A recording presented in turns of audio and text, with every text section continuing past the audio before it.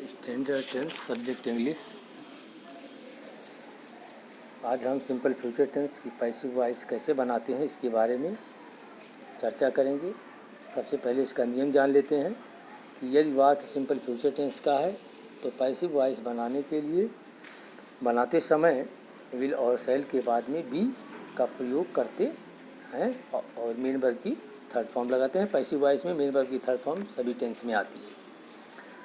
सबसे पहले ऑब्जेक्ट को सब्जेक्ट यहाँ लाओगे, फिर इसके बाद विल या शैल का उपयोग plus be plus main verb की third form plus by plus subject को ऑब्जेक्ट की जगह ले आएंगे। यदि वाक्य निगेटिव है तो शैल विल के बाद में नोट लगाएंगे और इसके बाद बी लिखेंगे। यदि वाक्य इंट्रोगेटिव सेंटेंस है, विल से शुरू हो रहा है, तो विल का उपयोग वाक्य में सबसे पहले करेंगे, इसके बाद में सब्जेक्ट लिखेंगे, तब बी का उपयोग करेंगे, फिर मेन वर्ब की थर्ड फॉर्म का उपयोग करेंगे, इसके बाद बाय लगा करके सब्जेक्ट को ऑब्जेक्ट की जगह ले जाएंगे। इसी तरह से ये WH से शुरू होने वाला वाक्य है तो सबसे पहले WH वाले इंट्रोगेटिव वर्ड को लिखेंगे, इसके बाद शैल या विल जो भी हो प्लस इसके बाद ऑब्जेक्ट को सब्जेक्ट की जगह लाएंगे, उसके तुरंत बाद बी लिखेंगे और बी लिखने के बाद मेन वर्ब की थर्ड फॉर्म लिखेंगे प्लस बाय लिखेंगे इसके बाद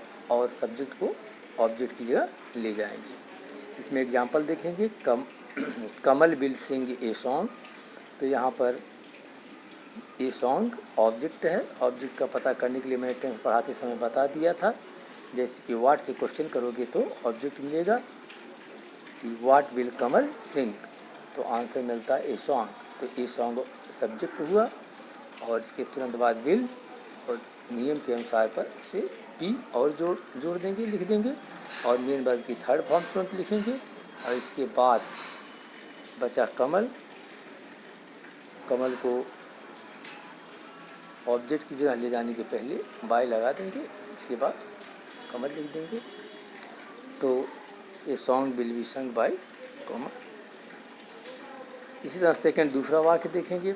आई shall return the book tomorrow, यहाँ पर द बुक सब्जेक्ट है, इसके बाद विल विल के साथ में बी जोड़ेंगे और रिटर्न का थर्ड फॉर्म रिटर्न इट और इसके बाद सब्जेक्ट को ऑब्जेक्ट की जगह ले जाएंगे, बाय लगाएंगे और सब्जेक्ट को ऑब्जेक्ट जगह ले गए तो उसका आई का सब ऑब्जेक्ट केस में होता है, लिख दिया, बाकी बचा टुमारो लिख देंगे इसके तुरंत बाद। इसी तरह थर्ड सेंटेंस देखेंगे। They will not play cricket, तो क्रिकेट ऑब्जेक्ट है, उसको सब्जेक्ट यहाँ लाया, इसके बाद विल लिखा, वाक्य नेगेटिव है, विल के तुरंत बाद नॉट लिखोगे, इसके बाद में बी लिखेंगे, विल और बी के बीच में नॉट का उपयोग करेंगे नेगेटिव सेंटेंस में और मेन वर्ब की थर्ड फॉर्म प्लेड, इसके बाद बचा सब्जेक्ट को ऑब्जेक्ट यहाँ लाने के पहले बाय लिखेंगे और दे का ऑब्जेक्ट केस देन लिखेंगे। इसी तरह से फोर्थ सेंटेंस देखेंगे। ये इंट्रोगेटिव सेंटेंस है। Will you read a story book, helping verb से शुरू हुआ है इसलिए हेल्पिंग वर्ब को सबसे पहले लिख दोगे और इसके बाद ऑब्जेक्ट लिखोगे, ऑब्जेक्ट है ए स्टोरी बुक, यहाँ लिख दिया, ए स्टोरी बुक लिख दिया और इसके बाद में बी लिख देंगे और इसके बाद मेन वर्ब की third form read red red तीनों फॉर्म एक होता है, इसके बाद बाय लिखेंगे और इसके बाद सब्जेक्ट को ऑब्जेक्ट जगह ले जाने पर ले जाएंगे, बाय लगाने के बाद यू का ऑब्जेक्टिव केस यू ही होता है, इसके बाद question mark.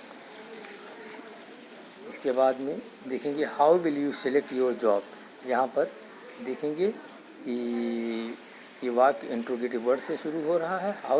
How will you select your job, तो यहाँ पर सबसे पहले हाउ इंट्रोगेटिव वर्ड लिखोगे, इसके बाद विल लिखेंगे, इसके बाद ऑब्जेक्ट को सब्जेक्ट की जगह लाएंगे, योर जॉब के तुरंत बाद बी जोड़ेंगे। इतना ध्यान रखना है कि हाउ के तुरंत बाद जो भी हेल्पिंग वर्ब आएगी वो आएगी और जो ऑब्जेक्ट को सब्जेक्ट बनाओगे उसके बाद में बी का उपयोग करेंगे, बी और इसके बाद मेन वर्ब की थर्ड फॉर्म सेलेक्टेड। अब बचा ऑब्जेक्ट सब्जेक्ट को ऑब्जेक्ट जहाँ ले जाएंगे, उसके पहले बाय लिखो, पहले बाय यू, तो how will your jobs be selected bye you. इस तरह से 5 सेंटेंस तुमको इस वीडियो के माध्यम से बताया गया है। इसका नियम ध्यान से देख लेना इस वीडियो में और इसी तरह से तुम्हें पूरी एक्सरसाइज एक्टिव पैसिव वॉइस जितना भी सिंपल फ्यूचर टेंस में दिया है करना है। Thank you very much. धन्यवाद।